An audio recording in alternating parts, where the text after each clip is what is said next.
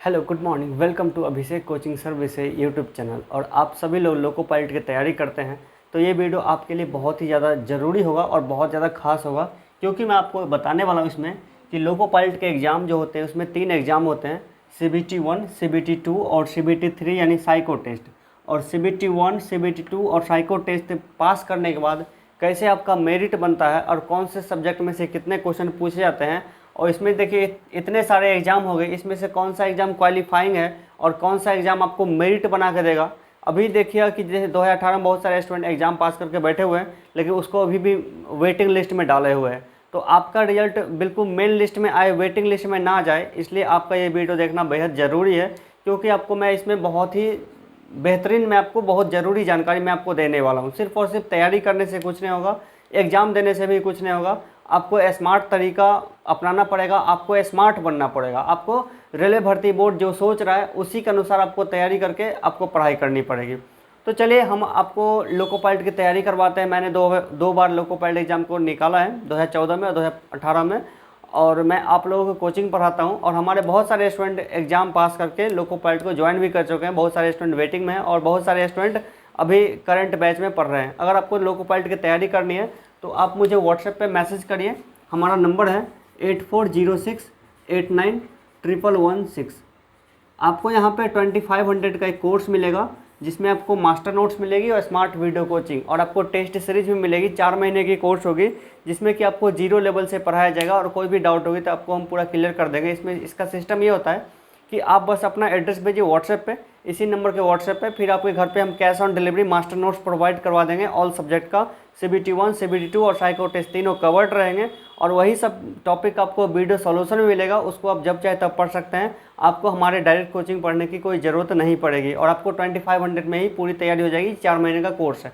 आप अगर चाहे तो हमारे कोर्स को ज्वाइन कर सकते हैं। कोई भी चीज़ का डाउट हो अगर तो आप मुझे व्हाट्सएप पे पूछ सकते हैं। आइए हम लोग अपने टॉपिक पे आते हैं और यहाँ पे देखते हैं। देखिए कि CBT 1 एग्ज़ाम, देखिए स्टूडेंट क्या होते हैं कि वो पूरा पहले तो CBT 1 एग्ज़ाम से पहले वो पूरे जोश में होते हैं। वो पूरा सोचते हैं कि चलो तैयारी कर लेते हैं, CBT 1 एग्ज़ाम पास करें, उसके बाद लोग कि अब मेरा बेड़ा पार है। लेकिन CBT 1 एग्ज़ाम पास करना, वो आप सोचिए कि CBT 1 पास कर गए, उसको एक बच्चा भी पास कर सकता है। इतना ईजी टेस्ट होता है, उसमें सिर्फ और सिर्फ आपको क्वालिफाइंग नंबर ही लाना होता है। मतलब 30-35 नंबर लाना कोई बड़ी बात थोड़ी होती है।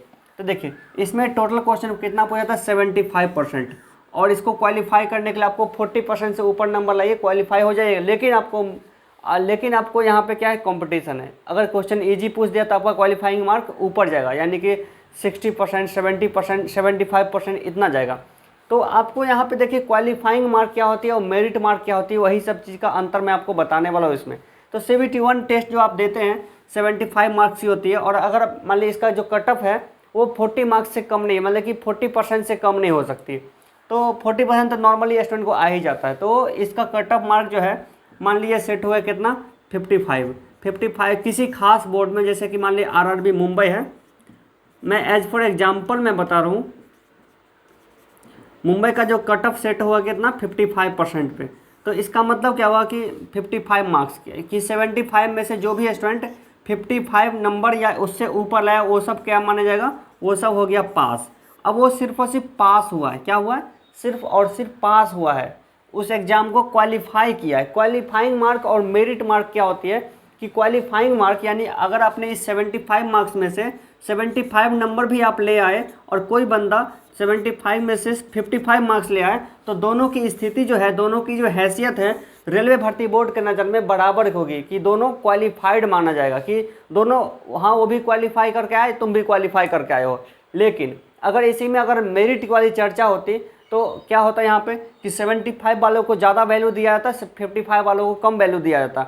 लेकिन ये क्वालिफाइंग मार्क है, इसलिए कट ऑफ मार्क से जो भी स्टूडेंट ऊपर नंबर लाएगा, सबकी जो वैल्यू है रेलवे की नज़र में वो बिल्कुल सेम रहेगी, कि आप भी क्वालिफाई हैं, हम भी क्वालिफाई हैं। आपको कितना नंबर है उससे मतलब नहीं है, हमको कितना नंबर उससे मतलब नहीं, दोनों भाई क्वालिफाई हैं। अब हम लोग अगले एग्जाम की तरफ बढ़ेंगे। तो CBT 1 एग्ज़ाम जैसे आप क्वालिफाई कर जाते हैं तो आपको जाना कहाँ पे, CBT 2 एग्ज़ाम के लिए। तो इसमें भी आपको बस फॉर्म भरना है, फिर आपको कॉल लेटर का वेट करना है, एग्जाम डेट आएगा, आप जाकर एग्जाम दीजिए। अब देखिए CBT 2 एग्ज़ाम में 2 एग्ज़ाम लेगा, CBT 2 में 2 एग्ज़ाम लेगा। आप घबराइए नहीं कि 2 दिन अलग अलग नहीं होगा, आपको दोनों एग्जाम एक ही साथ देना पड़ेगा। मतलब एक ही साथ में एग्जाम देने बैठे, CBT 1 जैसे, मतलब पार्ट ए जैसे खत्म हुआ, पार्ट बी जस्ट उसके बाद ही शुरू हो गया, आपको 1 मिनट का भी गैप नहीं लेने दिया जाएगा, पानी पीने का भी मौका नहीं मिलेगा। तो देखिए CBT 2 का पार्ट ए जो है ये 100 मार्क्स है, ये है आपका मेरिट मार्क्स। ये जो 100 मार्क्स है ना, ये आपका मेरिट डिसाइड करता है कि आप कितने पानी में हैं। CBT 1 में जो स्टूडेंट 55 नंबर लाया, या फिर जो 75 लाया, या 74 लाया, 69 लाया, 67 लाया, 65 लाया, सबकी हैसियत बराबर है। SC ST OBC जनरल कोई मतलब नहीं है।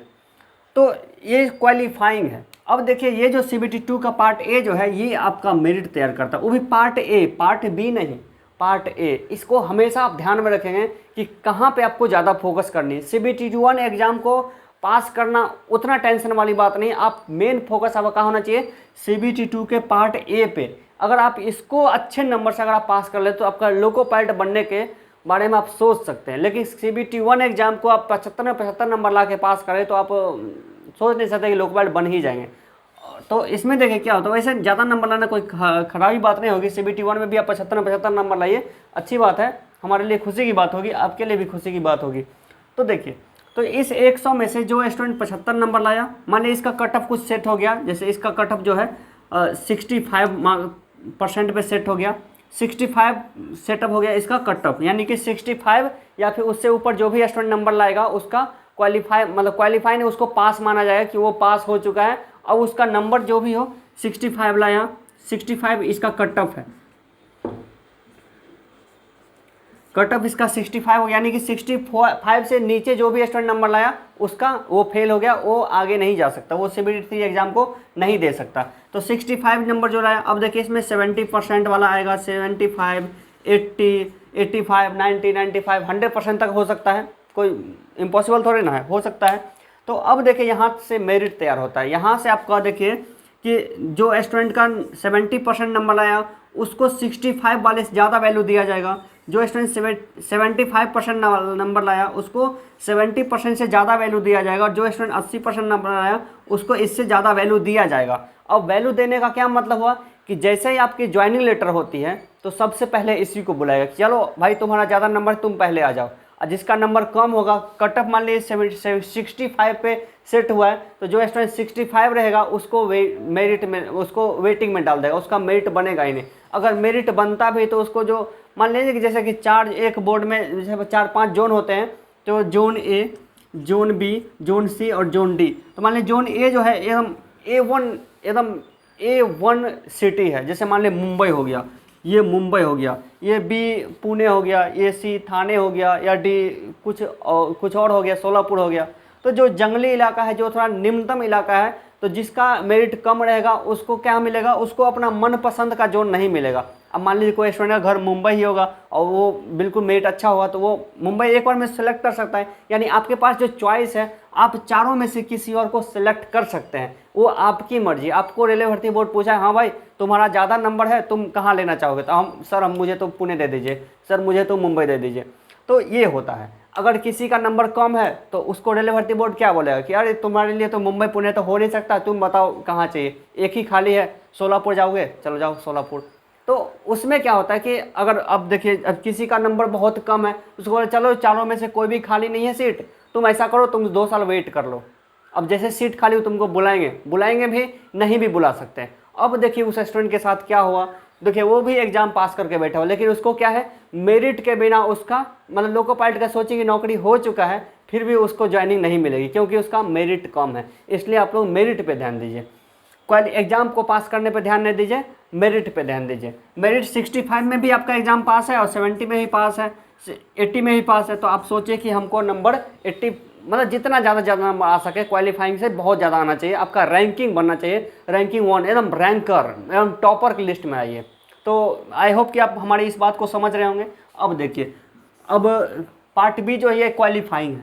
क्वालिफाइंग को क्यों लिखते हैं, इसको भी चले क्यों लिखते हैं, ये भी क्वालिफाइंग है। तो अब देखिए ये क्वालिफाइंग है, 75 नंबर का टेस्ट है और इसमें 35% नंबर इसको फिक्स कर दिया गया है कि सभी कैटेगरी वाले को 35 नंबर लाना अनिवार्य है। 75 में 35% नंबर लाना अनिवार्य, यानी कि 26.5% नंबर आपको लाना है, यानी 26.5 नंबर आपको लाना है। 75 में आपको 26 नंबर लाना है तो आप पास कर जाएगा। अब फिर इसमें भी देखिए, कोई स्टूडेंट 75 में 75 नंबर लाया उसका भी उतना ही वैल्यू, जो 75 में 65% नंबर लाया उसको भी उतना ही वैल्यू, जो 75 में 50 नंबर लाया, 40 नंबर लाया, बस क्वालिफाई होना चाहिए। रेलवे सबको एक नज़र से देखेगा, लेकिन CBT2 के पार्ट ए में जो स्टूडेंट ज़्यादा नंबर लाएगा उसको रेलवे अच्छा नज़र से देखेगा, और जो कम नंबर लाया उसको भी अच्छा नज़र से देखेगा। उसको पास तो कर, लेकिन उसको मनपसंद का जोन नहीं मिलेगा, मनपसंद का शहर नहीं मिलेगा, और उसको मनपसंद का टाइम मतलब कि उसको बैठा देगा, 2 साल वेटिंग में डाल देगा, या फिर वेटिंग में डालने के बाद उसको ज्वाइनिंग लेगा ही नहीं, पास होने के बाद भी ज्वाइनिंग नहीं लेगा। 2-2 साल 4-4 साल इसको बैठा कर रखता है। कभी कभी लक अच्छा होता है तो उसको मिल जाती है ज्वाइनिंग, लेकिन ज़्यादातर चांस में नहीं मिलती है, बहुत सारे चांस में मिल भी जाती है। तो ये दिक्कत है, तो इसलिए आपका रिजल्ट में होना चाहिए और मेरिट में होना चाहिए। अब देखिए, ये रहा आपका CBT2, CBT1, CBT2 I hope कि आप समझ गए होंगे। अब थोड़ा सा सिलेबस और पैटर्न के बारे में हम लास्ट में चर्चा करेंगे, ये बहुत इंपॉर्टेंट चीज़ है। अब देखिए, CBT3 यानी साइको टेस्ट जो होती है, इसमें 5 टाइप की टेस्ट होती है। पाँचों के लिए आपको लगातार टेस्ट देना पड़ता है, आपको 1 मिनट का भी गैप नहीं मिलता। टोटल आपको 30 से 40 मिनट का टेस्ट होता है। जैसे मान लीजिए कि CBT3 साइको टेस्ट हो गया, इसका पार्ट ए में पूछा जाता है, इसको कहा जाता है मेमोरी टेस्ट।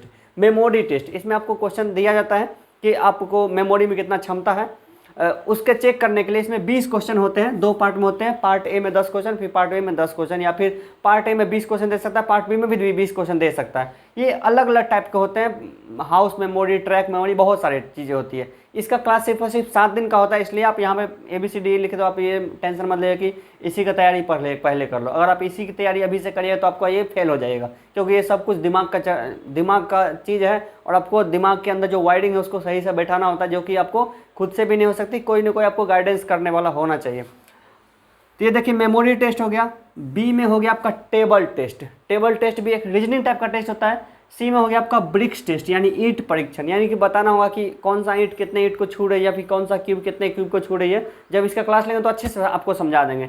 डी में होते हैं yes no question. Yes no में आपको बताना होता है इसमें से ये सिमिलर है या फिर नहीं है, तो ये होता है। जैसे कि उसका ई में देखिए, अब देखिए इसमें 5 टेस्ट आपको पूछेगा, टोटल होता है 18 से लेकर 20 टाइप का। 20 में से कोई 5 पूछ लेगा, तो सभी टाइप का चीज़ आपको पढ़ा देंगे। तो इस हिसाब से देखिए, हम एक एवरेज निकालें, 230 मार्क्स मान लीजिए यहाँ पे है।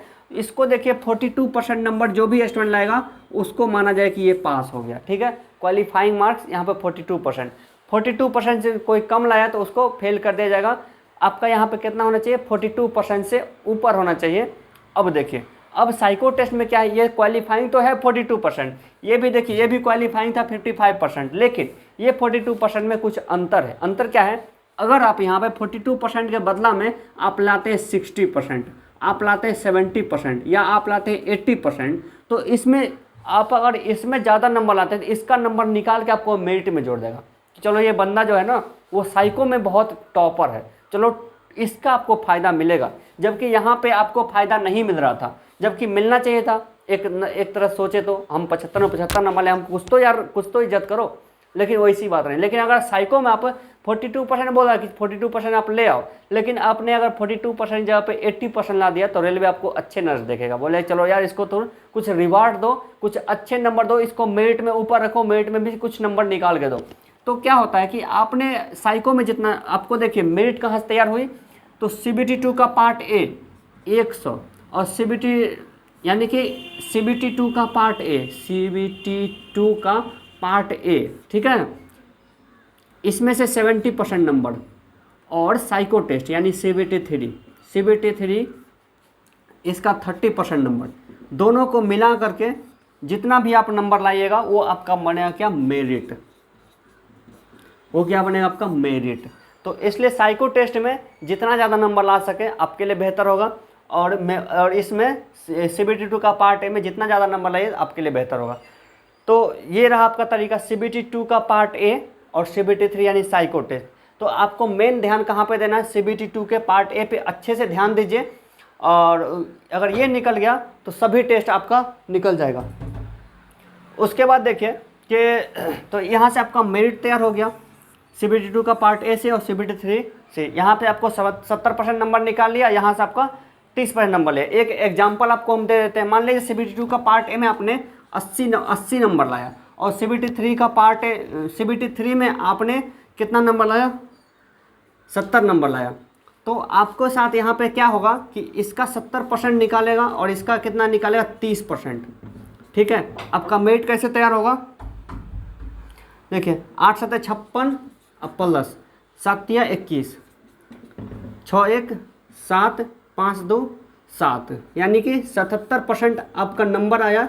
ये बन गया आपका मेरिट। किसी का 75 हो सकता है, किसी का 80 होगा, किसी का 85 होगा, किसी का 90 होगा।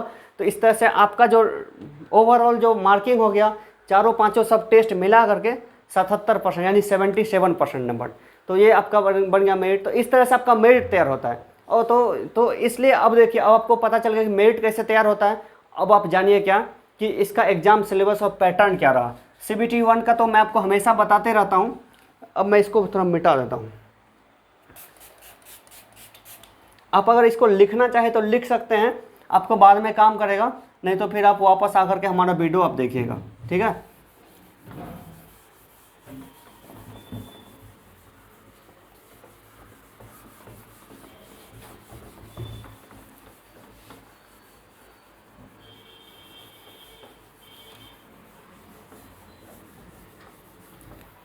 देखिए अब देखिए CBT 2 का पार्ट ए यही सबसे ज़्यादा इंपॉर्टेंट है। आपको इसी पे हमेशा ध्यान देना है।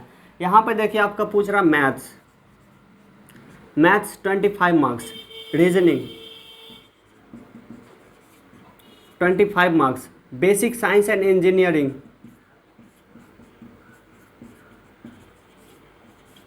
40 marks, general awareness on current affairs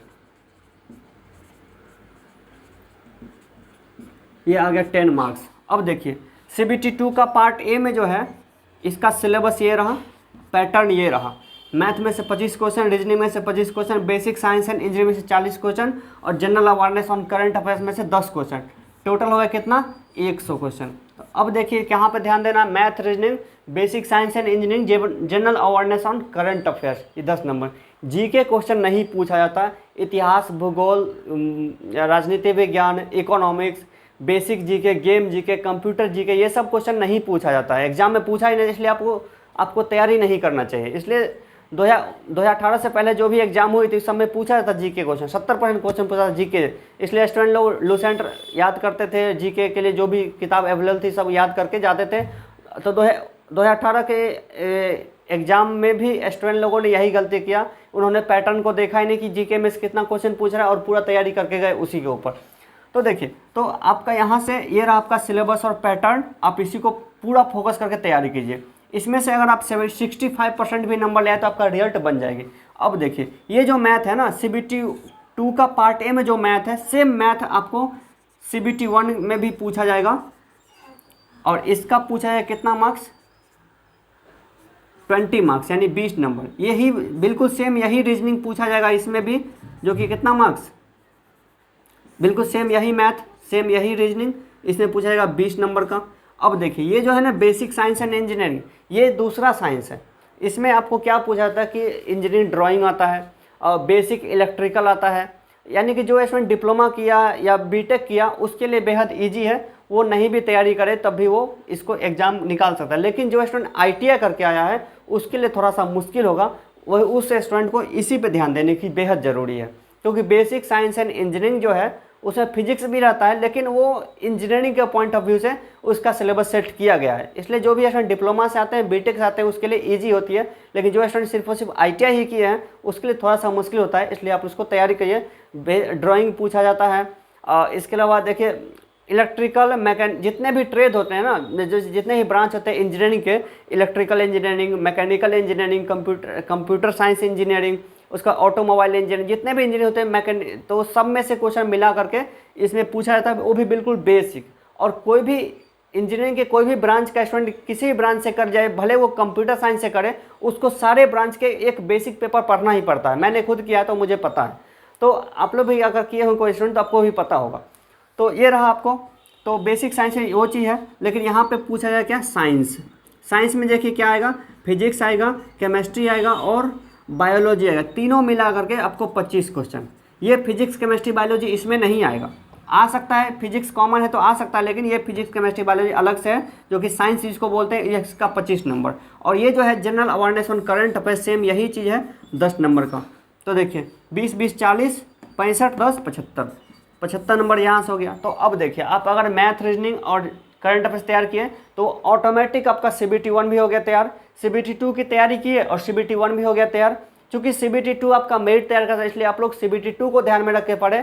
CBT 2 को ध्यान में रखने का मतलब ये हुआ कि आप डिफिकल्ट से डिफिकल्ट क्वेश्चन को भी इजी रूप से सॉल्व करने की कोशिश की, यानी कि जो स्टूडेंट SSC का मैथ पढ़ा, SSC का रीजनिंग पढ़ा, उसके लिए ईजी हो जाएगा।